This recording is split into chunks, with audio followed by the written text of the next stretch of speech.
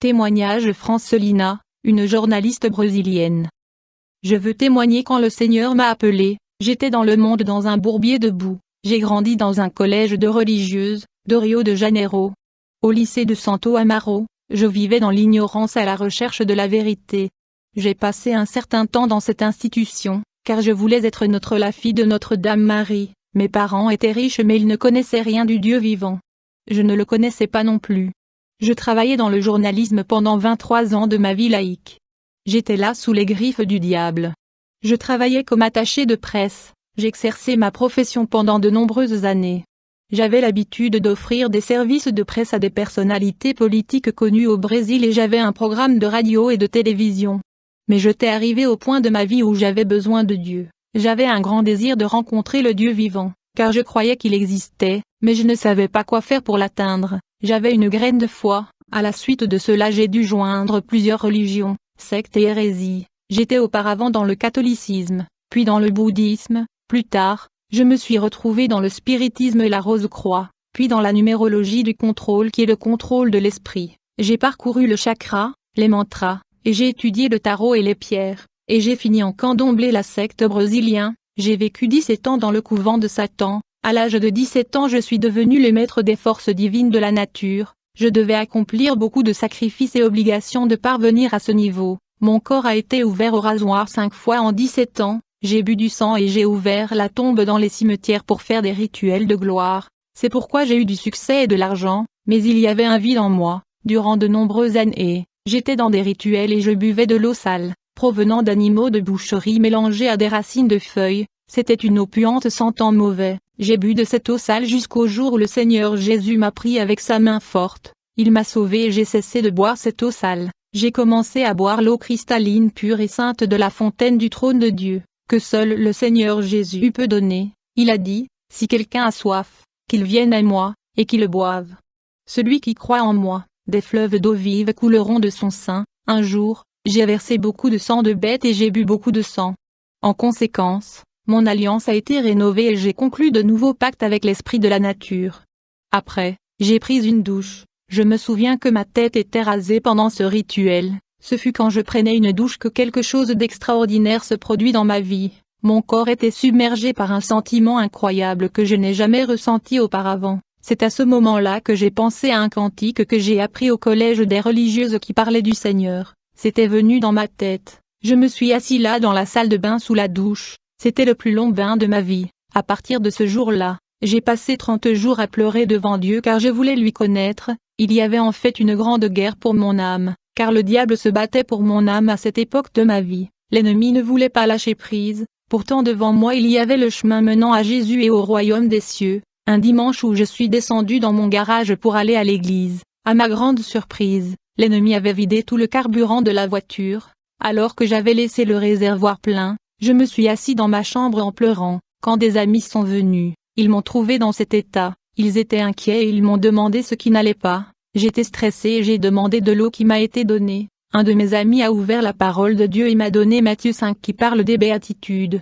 Quand j'ai commencé à lire ce passage, j'ai senti la parole de Dieu entrer dans mon âme. Elle est descendue en moi et a rafraîchi mon âme. La parole m'a procuré la paix et la tranquillité. Ce jour-là, j'ai décidé de venir à l'église. J'ai donné ma vie à Jésus-Christ dans une église traditionnelle et j'y suis restée pour le servir. Mais le diable travaillait à plein temps pour m'arrêter. En outre, je voulais connaître la puissance de Dieu, et j'allais à cette église qui était une bénédiction pour moi.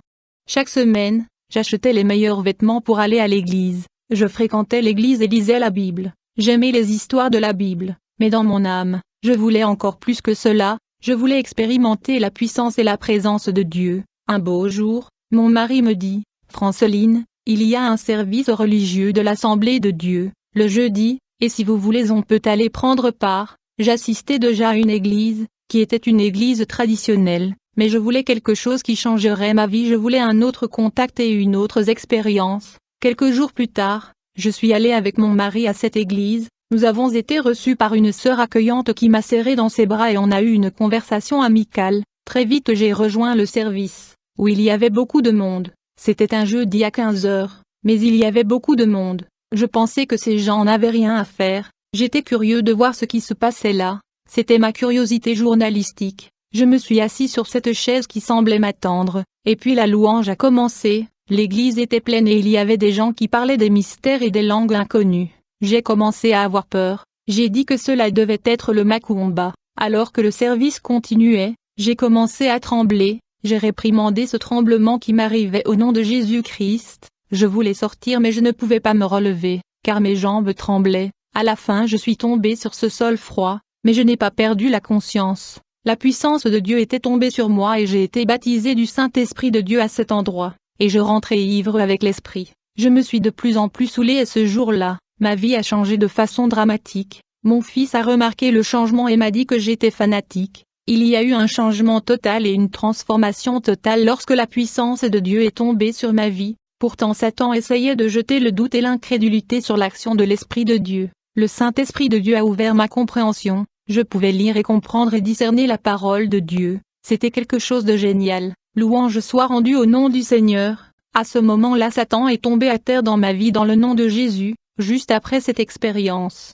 j'ai dû affronter l'esprit de mensonge car j'étais journaliste. Parfois je devais mentir à cause de la profession. J'avais un esprit de consommation démoniaque. J'ai gagné beaucoup d'argent dans ma profession, que je dépensais pour acheter des choses que je n'utilise pas. J'ai toujours eu envie de faire de courses. Alors un beau jour je faisais ma dévotion, que je fête chaque matin avant de partir au travail. J'ai lu et médite sur la parole, mais ce jour-là il y avait une lumière dans le ciel forte et bleue, un très beau jour. Mais quelque chose a attiré mon attention dans le ciel, c'était un point blanc qui grandissait. Je le regardais quand tout à coup j'ai vu un lion voler, et en une fraction de seconde, il était à ma place, il avait des yeux de feu. Quand il a atterri dans ma chambre avec ses ailes, j'ai prié, immédiatement j'ai été enlevé dans les airs. Car ce lion m'a pris dans les airs, et j'allais dans l'espace et contempler la terre, les villes et de nombreux endroits. Il n'y avait pas de communication orale mais une communication télépathique avec le lion. J'ai contemplé la planète Terre depuis l'espace, mais alors que nous nous levions, j'ai commencé à tomber, je me retournais en tombant, puis je suis entré dans un endroit où j'ai vu de grandes chaînes. Je suis tombé à cet endroit à une vitesse incroyable, tout était recouvert de quelque chose de collant, si glissant, et tout à coup je suis arrivé au bout d'un tunnel. Une porte fut ouverte devant moi, il y avait l'ange du Seigneur qui est venu pour moi, dit-il, viens je vais te montrer l'enfer. Quand je suis entré dans cet endroit je suis tombé sur une scène tragique, c'était horrible, un endroit lugubre, un endroit vraiment chaud, il n'y a rien qui puisse définir la puanteur horrible, il y avait des cellules de prison dans les cachots de l'enfer, à cet endroit, j'ai vu 150 à 200 personnes dans chaque cellule, il y avait beaucoup de gens dans de nombreuses cellules. Et ces personnes étaient affligées par des milliers de démons de toute taille. J'ai vu l'affliction de personnes qui pleuraient, vraiment les gens appelaient à l'aide, ils criaient et pleuraient, et j'ai regardé et j'ai vu que les gens en enfer étaient conscients, quand les gens meurent, ils ne perdent pas conscience, et se souviennent de tout ce qu'ils ont laissé dans le monde. L'ange m'a emmené dans les départements de l'enfer, une autre porte fut ouverte, à l'intérieur il y avait de petites cellules. J'ai commencé à contempler des gens qui étaient connus, ils étaient des autorités. Des stars de l'industrie de la musique. J'ai vu des artistes culturels, j'ai vu les archevêques, et je suis allé chercher les gens que j'ai connus à la surface. Les démons ont affligé ces personnes, dans cette cellule à la figure populaire, des gens très connus à la surface de la terre qui pensent que Jésus n'existe pas et qu'il n'y a pas de Dieu. Quand ils arrivent en enfer, ils sont introduits à des réalités beaucoup plus accablantes, et quand je regardais il y avait aussi des pasteurs, il y avait des femmes leaders et pasteurs de cercles de prière. Et il y avait des jeunes, j'ai dit pourquoi ces gens qui ont servi Dieu sont ici?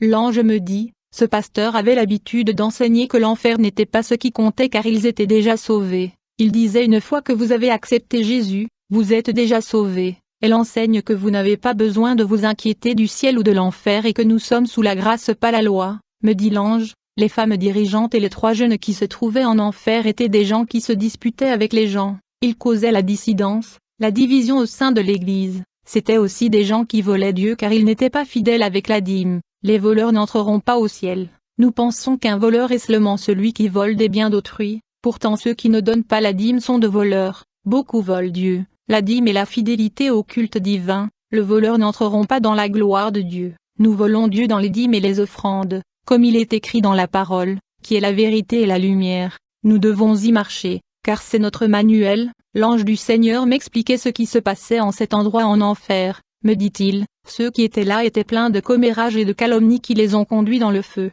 Au lieu de calomnier, Nous devrions prier pour nos prochains et non les juger. Si votre frère est tombé, vous pouvez prier et jeûner pour lui, essayez de le sauver et le ramener au droit chemin au lieu de le calomnier et de bavarder. Puis nous avons quitté cet endroit, le rassemblement de forces obscures en enfer. Une autre porte s'est ouverte devant nous. Dès que nous sommes entrés, j'ai vu une grande réunion se dérouler dans cette partie de l'enfer. C'était le rassemblement de démons et des anges déchus. Des puissances diaboliques étaient rassemblées ici. Le royaume de l'enfer est bien organisé. Il y avait des principautés, des puissances, des anges déchus qui rendent compte à Satan, qui à son tour supervise la hiérarchie des forces de l'univers. Les démons soldats sont redevables à des autorités des ténèbres. Les dominations sont redevables à de puissances qui rendent compte aux principautés, et les principautés sont redevables à Satan. Toutes ces forces analysaient leurs dispositifs et les infrastructures mises en place pour le contrôle, l'asservissement et la propagation de mensonges dans le monde, et ils essayaient d'améliorer et de moderniser leurs tactiques et leurs stratégies. La vision de Satan est d'entraîner la plus grande proportion et nombre des hommes, et si possible toute l'humanité dans le lac de feu et du soufre. En effet, Satan sait qu'il sera vaincu, il sera véritablement jeté dans l'étang de feu et de soufre pour l'éternité. Satan déteste la race humaine car nous sommes à l'image et à la ressemblance de Dieu. Le diable agit de plus en plus puissamment dans le monde et envahit l'Église de la fin des temps avec une grande armée de démons, pour éloigner les enfants de Dieu de la présence du Seigneur. Il veut refroidir la foi de beaucoup et arrêter la prière. Il travaille dur. Dans ce sommet, j'ai vu le démon du rejet. J'ai aussi vu le démon de l'insomnie, dont le nom est Sonia. Il y a un autre démon appelé au revoir. Il y a beaucoup de démons dont le nom sont des mots qui sont tous les jours sur les lèvres des gens. À chaque fois que nous disons au revoir, le démon appelé au revoir reçoit des honneurs en enfer. Il y a un démon en enfer qui a l'honneur chaque fois que nous disons bonjour, car c'est son nom. Même chose quand nous disons bonsoir et bonne nuit, car ce sont des noms de démons. Ils ont des noms qui sont dans les lèvres des gens. Chaque fois que les gens disent aller en enfer, il y a un démon qui est en honneur en enfer car son nom est va en enfer. Dans cette réunion j'ai vu le démon de la rébellion, qui provoque beaucoup de rébellions sur la terre, et quand il y a rébellion dans l'Église contre la hiérarchie il obtient l'honneur en enfer. Je veux vous dire que ces démons sont gagneurs d'âmes, ils sont redevables à Satan, et ils capturent et défilent toujours les âmes des hommes qu'ils capturent et engloutit. Ils récoltent des âmes sur la terre par le suicide, les homicides, la drogue, l'alcoolisme et les accidents. Au cours de cette réunion perverse, le force du mal se consultait et tentait de trouver de nouvelles tactiques pour capturer des hommes de Dieu authentiques et vrais. Chaque fois que Dieu élevait un prédicateur, il devenait la cible du conseil des démons. J'ai vu le diable poser des questions sur un pasteur en particulier, et il dit, « Ce berger, pouvez-vous me donner son numéro ? Son église ne cesse de grandir, nous devrions le rattacher à l'adultère, nous allons lui tendre une embuscade et lui faire tomber avec une femme de Dieu. » Dans ce rassemblement, il complotait et conspirait pour amener des hommes de Dieu et des femmes de Dieu qui sont meilleurs dans la prière de chuter. J'ai vu le démon colombe qui travaille dans l'église et qui coordonne ses opérations à l'intérieur de l'église pour faire tomber des hommes de Dieu. Les enfants vont en enfer car les âmes de petits enfants sont devenues la proie de l'ennemi. L'ange m'a emmené à un autre endroit où je voyais des enfants en enfer. Quand j'ai vu cette réalité extrême qui m'a troublé, j'ai dit comment ces enfants peuvent être ici, ils semblent avoir 5 à 7 ans. L'ange m'a dit, quand les enfants apprennent à demander de la nourriture, boire et vêtements de leur préférence, cela signifie qu'ils ont développé la connaissance du bien et du mal. Quand l'enfant commence à dire je n'aime pas ce vêtement-là, je veux celui-ci. Quand l'enfant apprend à dire je n'aime pas cet aliment, je veux l'autre là, il a développé la capacité de distinguer les choses. À ce moment, il est entré dans l'ère de la responsabilité, et il a développé sa propre volonté, il a maintenant la connaissance et devient responsable. C'est à ce moment que les parents croyants y doivent s'assurer qu'ils enseignent à ses enfants la voie du Seigneur, car le diable cible maintenant les âmes de petits enfants, en enfer. J'ai observé beaucoup d'enfants, et nous devons faire attention aux programmes et des dessins animés des enfants, car le dragon est entré dans le dessin animé des enfants pour entraîner leur âme en enfer. La télévision centrale en enfer. L'ange du Seigneur m'amena à un autre endroit en enfer et quand la porte s'est ouverte, j'ai contemplé un endroit qui semblait être une télévision en circuit fermé. Il y avait beaucoup d'écrans qui diffusaient des programmes du monde entier. L'ange a déclaré, « Voici l'œil de la bête, il est déjà en contrôle et opérationnel et dirige le monde à travers la télévision. La télévision mondiale est connectée à cette station centrale au cœur de lave de l'enfer. L'Antichrist interagit et influence le monde entier. Nous verrons bientôt l'Antichrist. Je veux dire aux frères que la pile de l'Antichrist est déjà dans ce monde. Il a été engendré par une vierge dans un rituel de fertilité, et il est dans la communauté européenne. Il est prêt à révéler sa face au monde et le monde le verra, il travaille déjà, et cet homme sera la clé de ce traité de paix. À cet endroit j'ai contemplé des animaux qui sont des personnages de dessins animés, beaucoup d'entre eux sont dans le Dine World, ce sont des démons. À cet endroit il y avait le Piou Piou, qui est un démon de l'homosexualité masculine, il y avait le Télétubbie de pyjama, il y avait cette gorgée Zip-Up, Coolpic, l'ange dit.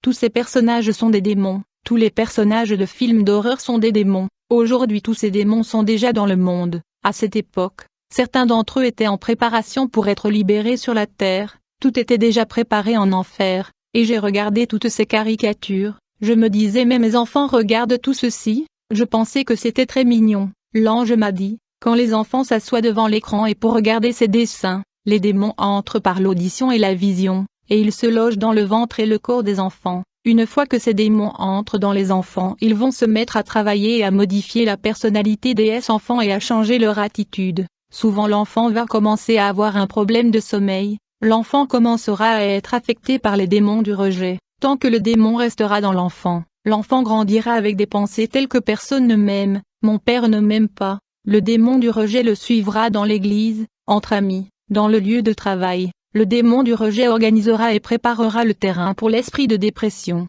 et cet esprit de dépression viendra avec le démon de l'insomnie. Tous ces démons travaillant ensemble, c'était d'abord le démon du rejet, puis de la dépression, puis de l'insomnie, enfin le suicide, et ils travaillent ensemble dans la vie de la victime en créant des situations pour les autres démons de venir. La dépression fonctionne et conduit les gens au suicide, met fin à la vie de la personne et le démon reçoit une récompense de la part de Satan. La dépression entraîne également les gens vers l'homosexualité masculine. Puis l'ange me fit sortir de cet endroit, la mode et les styles. Quand nous avons franchi une autre porte qui s'est ouverte, il semblait y avoir un grand défilé de mode, et il y avait un grand mouvement. Le mouvement était un travail organisé, a déclaré l'ange. C'est ici que Satan prépare tout ce que les humains utilisaient dans le monde, tout ce que les gens portent à la surface. Les chaussures des hommes et des femmes sont faites ici. Les modes et les styles des hommes et des femmes sont tous conçus ici, et ils sont préparés ici avant d'être libérés à la surface. Les longues jupes avec les fentes, les jupes avec des fissures au bas, sur les côtés et à l'avant. J'ai vu à cet endroit des jupes qui n'existaient pas encore à l'époque, mais aujourd'hui, elles sont à la mode. Il y avait des jupes tip-top et le savi, j'ai vu le pombagira, j'ai vu des vêtements cyclistes que les gens disent être très confortables. C'est la mode utilisée de nos jours par tout le monde, ce qu'on appelle le ventre libre. Puis soudain un de mon femelle mannequin fut éruption dans cet endroit, puis j'ai vu un modéliste atterrir. La première chose que ce modéliste fut était de télécharger une jupe qui devait être mise en circulation sur la terre. Elle était supposée être la propriétaire de la marque. Elle a commencé à produire cet habit appelé le ventre libre que les femmes portent aujourd'hui. Ceci était déjà en enfer à l'époque, je voyais dans ce parti de l'enfer le pantalon. Nous devons savoir que le mannequin, styliste et créateur de mode ne sont pas toujours les créateurs, car le démon invente la mode et les nouvelles tendances. Alors que nous étions en visite dans cette section industrielle de l'enfer, j'ai vu un démon tirer une flèche dans l'esprit d'un créateur de mode. La flèche était une inspiration qui venait comme une pensée dans l'esprit du styliste, qui ne savait pas qu'il avait créé la mode qui se trouvait déjà en enfer, qui sera vendue globalement et finira par entrer dans l'église. L'objectif est vraiment l'église de Jésus, le but est vous qui êtes enfant de Dieu. Je regardais tout dans cette section de l'enfer. Le pantalon, oui en enfer il concevait les vêtements que les femmes portent, y compris les hommes. Il y avait aussi des pantalons pour hommes. Je sais que mes frères écossais portent le jupe mais ils ne le portent pas au quotidien parce que c'est de la culture. Et je tiens à dire aux frères à propos du jean, une partie de ce vêtement est consacrée aux esprits chaque vendredi dernier du mois dans la ville de Londres en Angleterre. Il est sacrifié à l'autel dans un rituel par des satanistes avec le sang humain versé. J'ai eu beaucoup de jeans parce que j'ai travaillé avec eux, disent-ils. Ne sortez pas de style. Je passais souvent du temps à observer toutes ces années l'entrée et la sortie de jeans de la mode puis l'ange m'a emmené là où je contemplais les hauts talons. Et j'ai dit, même la chaussure aussi?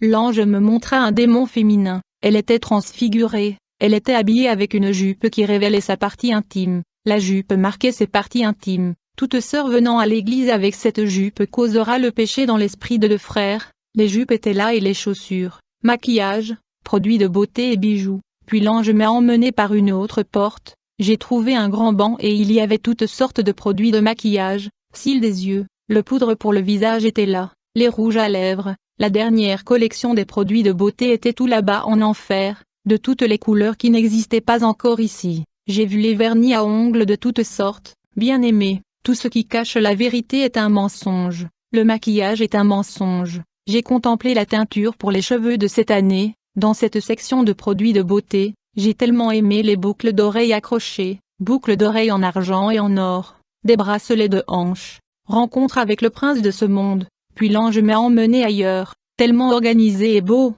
une porte s'est ouverte devant nous, et un homme tout habillé en blanc se présenta devant nous, il était mignon, en fait il était le plus bel homme que j'avais vu dans ma vie, cet homme était parfait. Et il est venu dans ma direction et j'ai commencé à le regarder, et quand il s'est approché de moi, ses yeux sont devenus mauvais. L'ange a tendu sa main devant lui pour l'arrêter, et l'homme a demandé à l'ange, « Qu'est-ce qu'elle fait ici ?»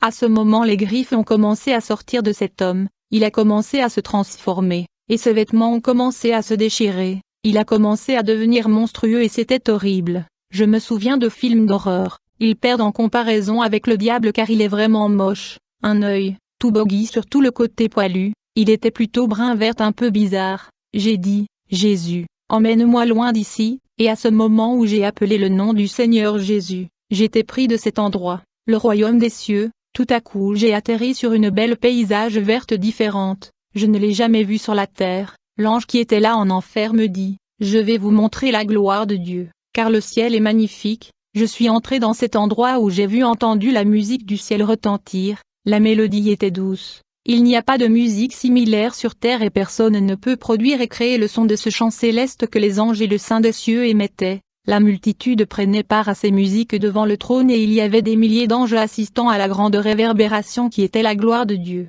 Je pouvais voir sa forme parfaite même si son visage était comme le soleil, il est si beau comme un vitrage brillant se transformant en cristal. Au paradis les anges allaient et venaient avec quelle rapidité. Quand je suis arrivé au paradis, j'étais dans une telle gloire que je ne me souvenais plus de la vie sur terre, nous ne nous souvenions plus de rien, je ne savais plus que j'étais mariée, j'avais oublié que j'avais un mari et des enfants et une mère, je dis, au ciel vous ne vous souviendrez plus de vos parents, de vos amis ou de vos collègues, nous avions totalement perdu la conscience de ce qui est terrestre dans le monde céleste. De plus, dans la région céleste, nous ne marchions pas car les gens flottaient et volaient dans le paradis céleste, où tout est en or et cristal, le ciel est comme un or liquide, c'est un or tellement pur que nous ne l'avons pas sur terre, c'est quelque chose d'énorme, je n'ai jamais vu de pareil sur la terre. Plus tard nous sommes arrivés devant un magnifique bâtiment de cette ville dorée, quand l'ange a ouvert la porte j'ai traversé nous sommes entrés, du coup j'ai vu l'ange se diriger vers un mur doré et il a tiré quelque chose comme une boîte, et il a ouvert cette petite boîte et m'a dit, voici vos cheveux. En fait je me souviens que dans ma vie professionnelle, j'avais les cheveux courts parce que c'était plus facile et plus rapide d'aller travailler à la télévision avec les cheveux courts, il était plus facile de brosser. L'ange m'a montré mes cheveux dont j'avais l'habitude de couper, qui ont été collectés et transformés en or. L'ange récupère toujours les cheveux des femmes pour ne pas les gaspiller. Et puis l'ange m'a emmené de là, nous sommes arrivés devant un autre bâtiment magnifique dans ce monde céleste, où il y avait un très grand mouvement d'anges travaillant et écrivant sur des rouleaux. L'ange me dit voici la bibliothèque des archives du paradis où tout est enregistré et archivé, m'a dit l'ange. En effet sur la terre chaque enfant de Dieu a été assigné un ange de Dieu qui écrit tous les actes qu'il pose. Cet ange qui écrit et enregistre tout est l'ange de l'archive, dont le devoir est d'écrire et d'enregistrer chaque action de l'enfant de Dieu sur la terre. Et comme nous sommes réunis ici dans l'église, il y a un ange écrivant et enregistrant tout ce dont je parle. Toutes les actions et tous les actes que nous posons sont consignés dans des livres célestes par des anges de l'archive céleste. Il y a un ange qui garde une trace de tout ce que vous faites, de tout ce que vous dites et de tout ce que vous pensez. Tout est enregistré. L'ange est allé dans cette salle des archives, où il a tiré un livre d'or sur lequel étaient inscrites toutes mes actions.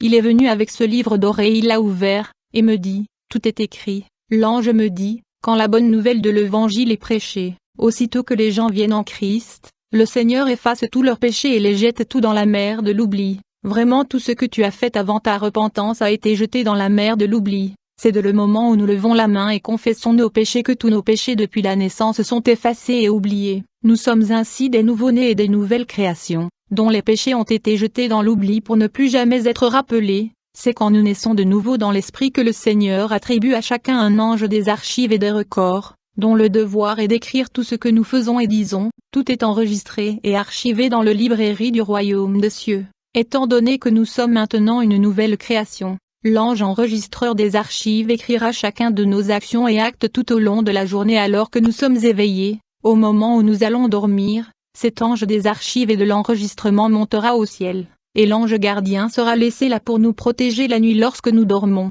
Quand nous nous réveillons de nouveau dans la matinée, l'ange des archives et de l'enregistrement va descendre pour noter et enregistrer tout ce que nous allons faire et dire pendant la journée. Puis, l'ange m'a emmené ailleurs devant une autre belle édifice qui brillait de 1000 feux au ciel. Tout est très resplendissant au paradis. Il n'y a pas de mots pour définir et décrire la beauté de la gloire de Dieu. Nous étions maintenant devant le bâtiment de l'onction. J'y suis allé à l'intérieur où était le Saint des cieux ensemblé. L'ange m'a dit: voici la salle d'onction. Dans ce lieu magnifique, des anges travaillaient et versaient un liquide laiteux dans des vides, à travers lesquels ils observaient des serviteurs de Dieu. Dit l'ange: regardez quand les gens sont utilisés par l'Esprit de Dieu. Lorsque les enfants de Dieu parlent de Jésus à leurs voisins, l'onction est versée. Quand ils disent aux gens dans la rue: Jésus vous aime, l'onction est versée. Quand les enfants de Dieu partent pour évangéliser, l'onction est versée. Quand un pasteur prêche la parole de Dieu, il y aura versement de l'onction. Quand les enfants de Dieu agissent en esprit, il y aura un débordement d'huile qui seront versés sur tous qui servent Dieu.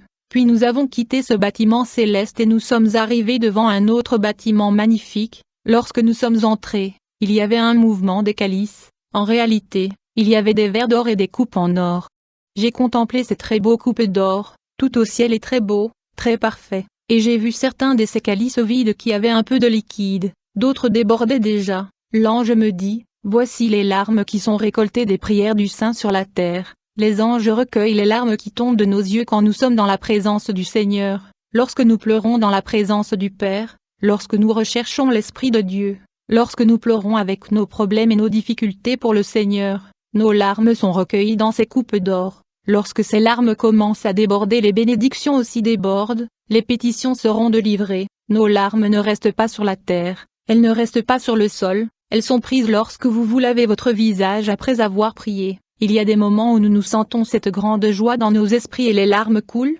Ils sont rassemblés au ciel, et de là, l'ange m'a emmené dans un autre édifice céleste très resplendissant où les couronnes des enfants de Dieu étaient conservées. Nos couronnes sont glorieuses, ne sont pas comme les couronnes des rois de la terre. Plus vous gagnez des âmes, plus il y aura ornement de votre couronne avec des pierres précieuses. Quand vous évangélisez, des pierres précieuses sont ajoutées à votre couronne.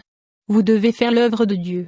Plus vous êtes engagé, plus les pierres précieuses seront sur votre couronne. Quand nous avons quitté ce bâtiment, je contemplais le mouvement des anges dans ce monde éternel et doré où il n'y a pas de nuit, où je pouvais entendre le chant des anges et la mélodie. Le chant était partout dans le ciel. Le ciel est vraiment quelque chose de très beau, et là l'ange m'a emmené vers la gloire qui était le trône du Père. J'ai soudain contemplé que j'étais devant le trône de Dieu, car jusque-là je n'avais pas vu Dieu. Je ne savais pas si je allais rester éternellement au paradis céleste, admirant les merveilles du ciel. Je contemplais le trône mais je ne pouvais pas voir. Je contemplais le trône mais je ne pouvais pas voir le visage de Dieu à cause de la gloire qui était très forte sur mes yeux. Du côté du trône se trouvaient des milliers de des anges, des séraphins, des chérubins et de joyeux saints célestes louant Dieu. C'étaient de petits anges et de grands anges. Les anges avaient la harpe et la trompette sur la bouche, d'autres chantaient avec un son très doux quelque chose de très beau. Je vis devant le trône du Père une belle table où nous allons nous asseoir avec le Seigneur Jésus-Christ. Cette table n'a pas de pied, elle n'a pas de fin et elle était comme en train de flotter. Elle était magnifiquement décorée. Tout est beau et merveilleux dans le monde céleste. Sur les chaises préparées pour le Saint, j'ai vu nos noms gravés sur des pierres, qui ressemblent à des cailloux ronds, où sont inscrits nos noms. Je m'appelle Francelina sur terre. Cependant, dans l'éternel royaume des cieux, j'ai un nouveau nom, gravé sur la chaise qui est la mienne, car j'ai une nouvelle identité dans les siècles à venir au ciel, ce qui est différent de mon identité terrestre que nous avons reçue lorsque sommes engendrés sur la terre. Aussitôt que nous sommes nés de nouveau, nous avons reçu une nouvelle identité dans le royaume des cieux et nous avons un nouveau nom. Plus tard,